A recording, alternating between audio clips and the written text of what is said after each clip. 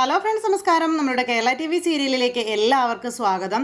അങ്ങനെ ഗീതുവിൻ്റെ ആഗ്രഹം സാധിച്ചു കൊടുക്കാനായിട്ട് നമ്മുടെ മേഡം ഒരവസരം ഒരുക്കുന്നു. അറയ്ക്കൽ തറവാട്ടിൽ എങ്ങനെ ഗീതുവിനെ തകർക്കണം എന്ന് വിചാരിച്ചുകൊണ്ട് ചായയൊക്കെ കുടിച്ച് നല്ല സുഖമായിട്ടിരിക്കുന്ന രാധികയുടെ മുന്നിലേക്കാണ് ഒരു കൂട്ടം ആൾക്കാർ വരുന്നത്.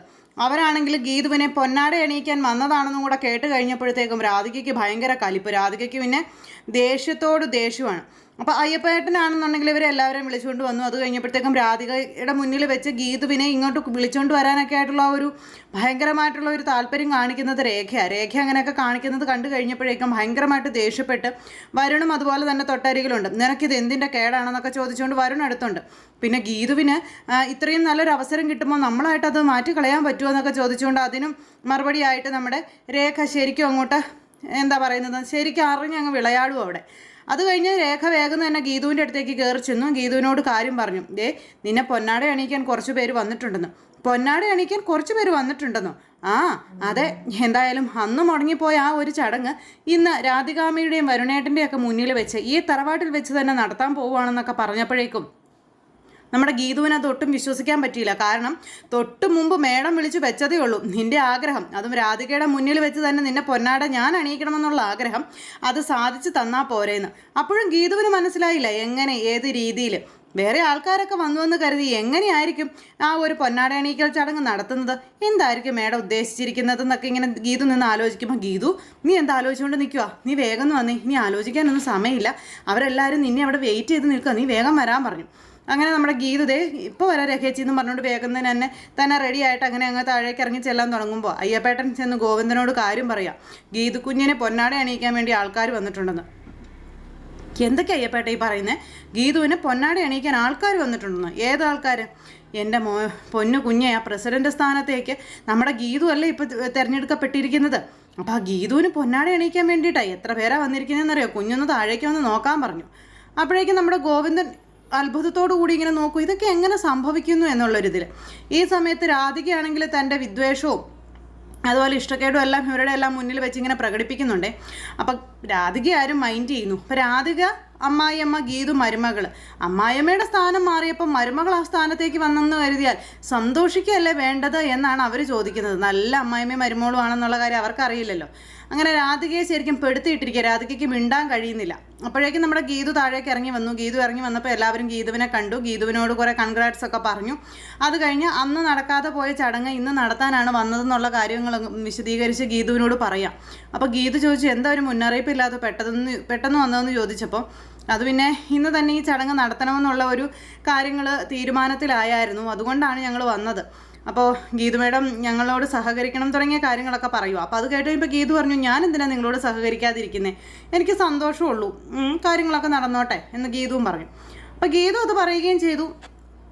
അപ്പോഴേക്കും ഗോവിന്ദൻ അങ്ങോട്ടേക്ക് ഇറങ്ങി വന്നു. ഇതിൻ്റെയൊക്കെ ആവശ്യമുണ്ടോ? അപ്പോൾ ഇവരെല്ലാവരെയും കൂടെ കണ്ടു കഴിഞ്ഞപ്പോഴത്തേക്കും ഇതിൻ്റെയൊക്കെ ആവശ്യമുണ്ടോ എന്നൊക്കെ ഗോവിന്ദൻ ഇങ്ങനെ നിന്ന് ചിന്തിക്കുക. കാരണം ഇത് ഗോവിന്ദൻ്റെ വളർത്തമ്മയ്ക്ക് വിഷമാവും എന്നുള്ള കാര്യം അറിയാവുന്നത് കൊണ്ടാണ് ആശാൻ അങ്ങനെയൊക്കെ ചോദിച്ചുകൊണ്ട് നിൽക്കുമ്പോൾ, എൻ്റെ പൊന്നു ഗോവിന്ദകുഞ്ഞെ, ഗീതു കുഞ്ഞിന് ഇങ്ങനൊരു അവസരം കിട്ടുന്നത് മഹാഭാഗ്യമായിട്ട് കാണണ്ടേ, അതിനെങ്ങനെ ശരിയാവുമെന്നൊക്കെ എന്തിനാണ് ചോദിക്കുന്നത് എന്നൊക്കെ ചോദിച്ചുകൊണ്ട് ഇങ്ങനെ നമ്മുടെ അയ്യപ്പേട്ടൻ അന്നേരം ഗോവിന്ദനോട് പറഞ്ഞു.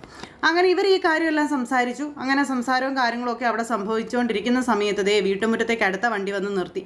അപ്പോൾ അടുത്ത വണ്ടി വന്ന് നിർത്തി കഴിഞ്ഞപ്പോൾ അടുത്ത വണ്ടിയിൽ ആരാ വന്ന് ഇറങ്ങിയിരിക്കുന്നതെന്ന് എല്ലാവരും ഇങ്ങനെ, അതായത് രാധികയും വീട്ടിലുള്ളവരിങ്ങനെ അങ്ങോട്ടും ഇങ്ങോട്ടും നോക്കും. അപ്പോൾ വന്നിരിക്കുന്നവർക്കറിയാം ഈ വന്ന് നിൽക്കുന്നത് അല്ലെങ്കിൽ ഈ ഇറങ്ങാൻ പോകുന്ന ആൾ ആരാണെന്ന്. അവരെല്ലാവരും ഇങ്ങനെ ഒരു സർപ്രൈസ് ഇട്ട് ഇങ്ങനെ അവിടെ നിൽക്കുവാണേ. ഈ സമയത്താണ് അങ്ങോട്ടേക്ക് നമ്മുടെ മേഡം, അതായത് കാലങ്ങൾക്ക് ശേഷം അറയ്ക്കൽ തറവാട്ടിലേക്ക് മടങ്ങി വന്ന നമ്മുടെ വിജയലക്ഷ്മി മേഡം ആ മണ്ണിൽ കാല് കുത്തുന്നത്. ആ മേഡം കാല് കുത്തിയതിന് ശേഷം വീട് മൊത്തത്തിലൊക്കെ ഒന്ന് നോക്കി, ആ വീട് തന്നെയാണോ ഈ വീട് എന്നുള്ളൊരിതിൽ അങ്ങനെ എല്ലാം നോക്കി കണ്ടതിന് ശേഷം നമ്മുടെ മേഡം അന്തസ്സായിട്ട് അറയ്ക്കൽ തറവാട്ടിലേക്ക് കടന്നു ചെല്ലുന്നു. അവിടെ ആ പടി കടന്ന് അകത്ത് ചെന്ന് മേഡത്തിനെ കണ്ടപ്പോൾ ഒന്നടങ്കം കൊച്ചു പിച്ച ആ സകലം ഞെട്ടി എന്ന് പറഞ്ഞതുപോലെ എല്ലാവരും ഞെട്ടി, എല്ലാവരും അന്തിച്ച് നിൽക്കുക.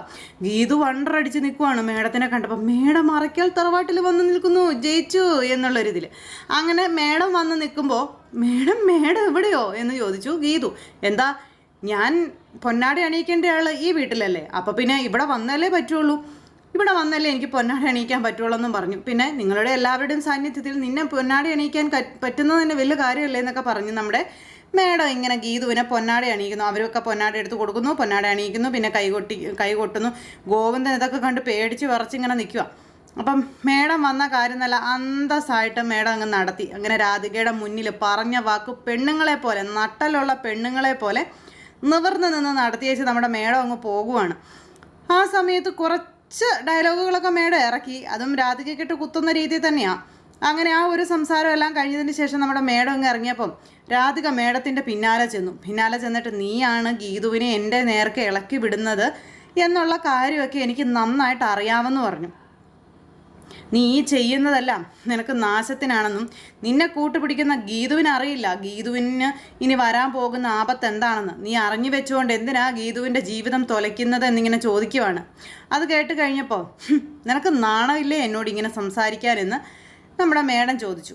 നീ ഒരുത്തിയാണ് ഇതെല്ലാം ഇങ്ങനെ ആക്കി വെച്ചിരിക്കുന്നതെന്ന് മറ്റാരേക്കാളും നന്നായിട്ട് നിനക്കറിയാവല്ലോ.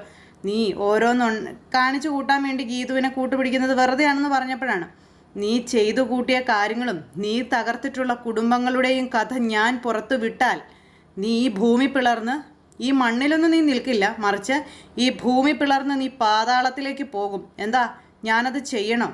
നിനക്കത് കാണണോന്ന് ചോദിച്ചു. അപ്പോൾ ഗീതുവിനെ കരുവാക്കി മേഡം കളിക്കുകയാണെന്ന് പറഞ്ഞതിന് ഈ രാധിക എന്ന് പറയുന്ന പുള്ളിക്കാരി ലോകപിഴയായിരുന്നു എന്നുള്ള രീതിയിൽ തന്നെയാണ് സംസാരിക്കുന്നത് നമ്മുടെ മേഡം.